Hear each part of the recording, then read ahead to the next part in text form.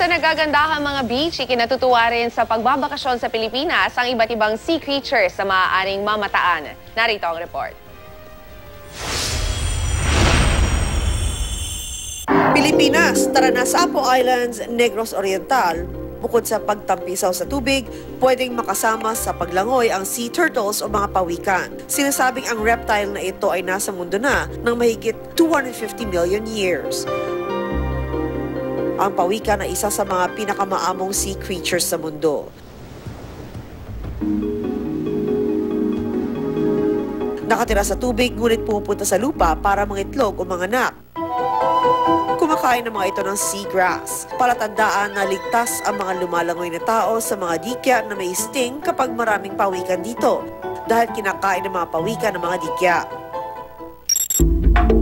Pero fear no more sa mga dikya.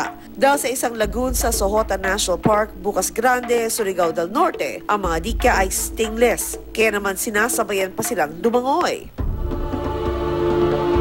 Tuwing Setyembre, dumarami at tumatambay ang mga dikya rito at nagpapaaraw sa ibabaw ng tubig. Sinasabing padami na ng padami ang mga species na ito sa buong mundo. Panalo rin ang seascapade sa Oslob, Cebu. Sino nga ba ang hindi mahuhumaling sa mga sea creatures na ito na kung tawagin ay whale sharks o butanding? Pinaniniwalaan na ang butanding ay ang pinakamalaking isda sa buong mundo. Ang laki ng butanding ay umaabot mula 9 hanggang 14 na metro.